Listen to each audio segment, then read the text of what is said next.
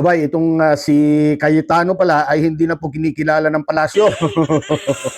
Hindi na po siya kinikilalang presidente po ng Senado. Ito pong si Alan Peter Cayetano. Ano po?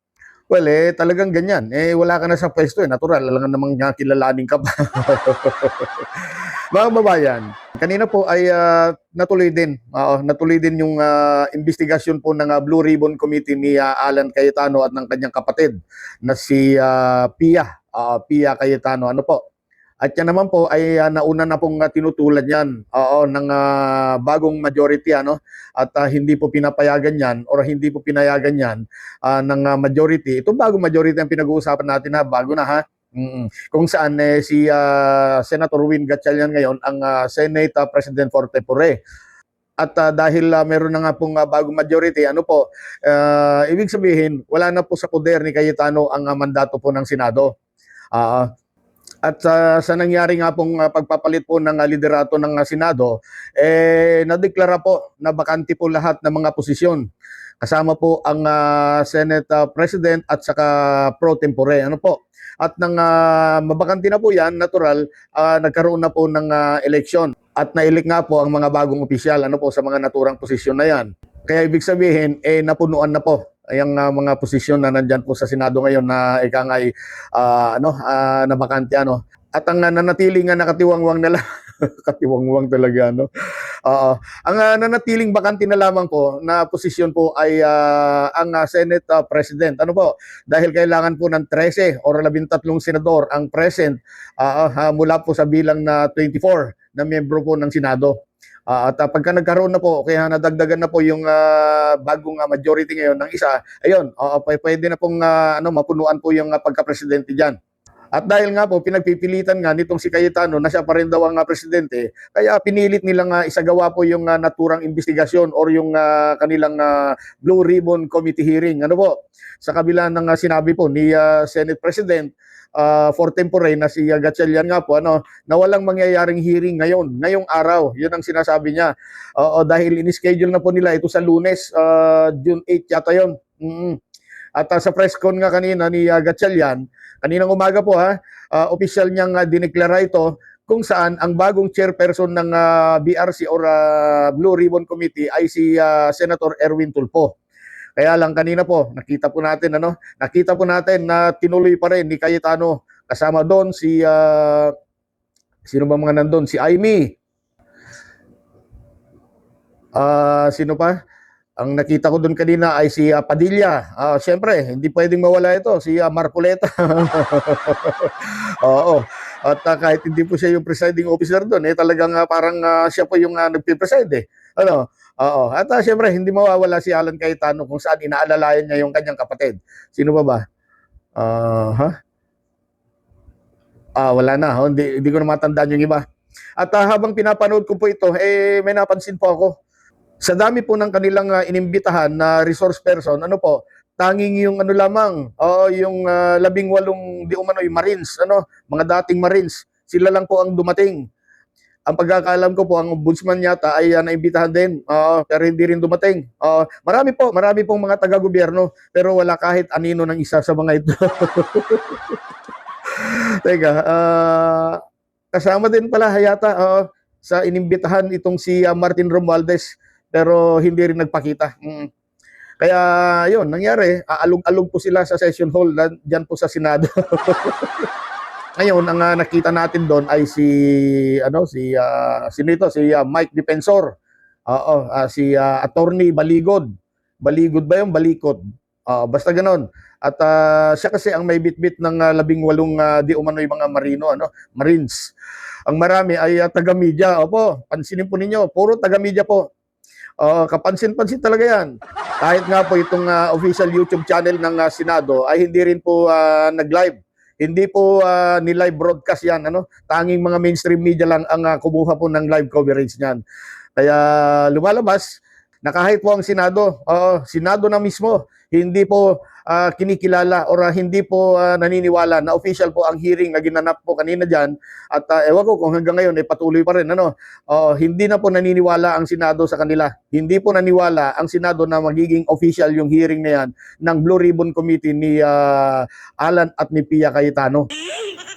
Ay siya nga po pala, kanina po ay medyo nagkaroon po ng konti lang naman, konting kaguluhan lang naman, nagkatulakan lang naman.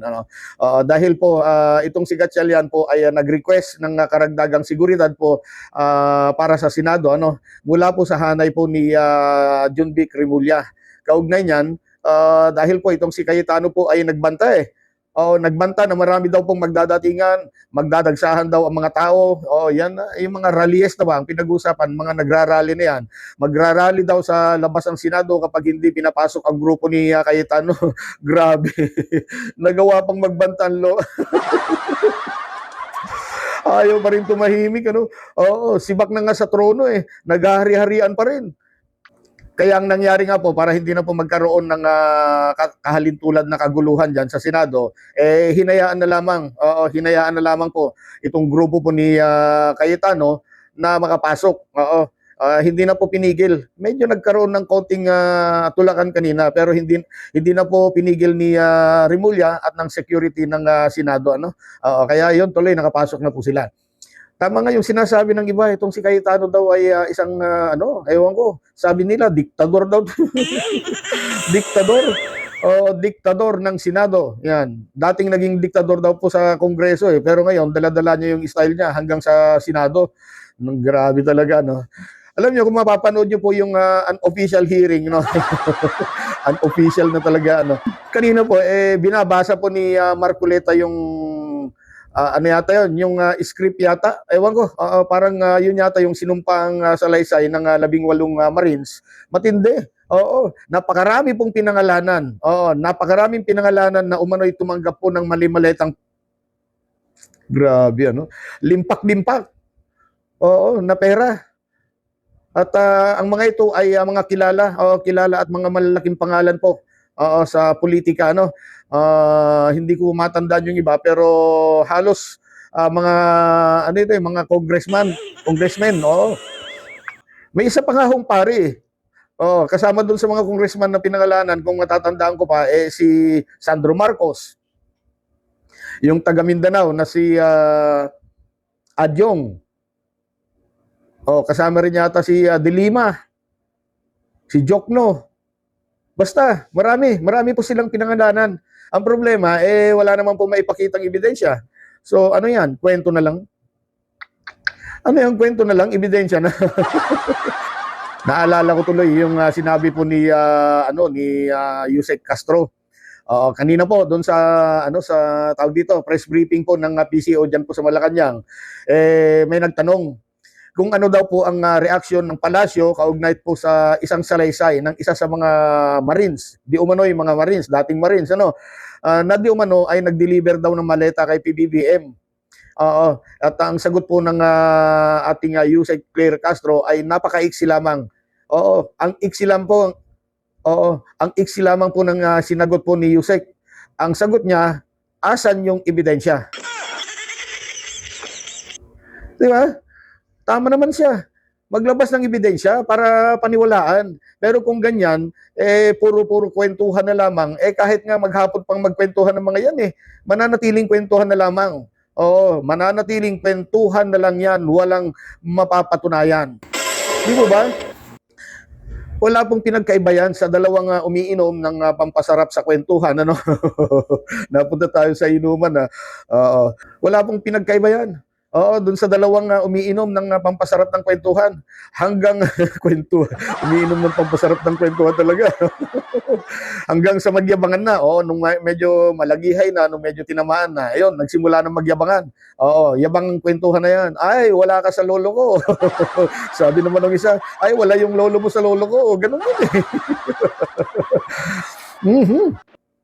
Kaya po, yung mga nagsasabi, na ayaw daw ng minority at ng Malacanang na matuloy yung hearing na yan patungkol nga po sa flood control, isang malaking kalokohan. Kalokohan po yan. O yung mga nagsasabi na ayaw daw ni PBBM, ayaw daw ng minority na matuloy yung hearing ng Blue Ribbon Committee ni Cayetano dahil nga po natatakot sila baka lumabas daw ang totoo. Ano bang klaseng pag-iisip yan? Mismong si PBBM nga po ang nagbulgar at nagpaumpisa ng investigasyon na yan. Luko-luko ba kayo? At kung ayaw ng majority sa Senado, bakit ko sinabing majority? Eh sila na yung majority ngayon eh. Wala na po yung dating majority ni Cayetano. Ano? Eh bakit sila nag-set ng hearing? Ganon din. Kung ang majority ay takot, gaya ng sinasabi ninyo, ano, sinasabi nila, kung takot po ang majority na matuloy ang hearing na yan, majority ang pinag-usapan natin yung majority ngayon. Dahil nalusaw na po yung majority ni Cayetano, ano, bakit sila nag-set ng hearing na gagawin nga po ng bagong Blue Ribbon Committee at pangunahan po yan ni Senator Rapi ba yun? Parang Rapi ba? Sige, pangungunahan po ni Tulfo. Kaya po yung mga nagsasabi na gano'n, na takot si PBBM, takot ang Malacanang, takot ang majority na ikangay imbestigahan yan, mga fake news kayo. At ito namang si Peter Alan Cayetano, hindi na po kayo kinikilala ng Malacanang bilang Pangulo o Presidente po ng Senado. Bakit hindi po ninyo matanggap yan? Kung gusto nyo pong makabalik sa pwesto, di magkunditaran kayo. Yun nga lang. May sasama pa kaya sa inyo. Puro kayo katotohanan. Doon sa press ko ni Cayetano at ni Marcoleta, puro katotohanan ang sinasabi. Katotohanan, katotohanan. Pero malinaw naman sa taong bayan. Iba ang katotohanan para sa mga ito eh. Katotohanan para protektahan ang mga kasamahan. Come on.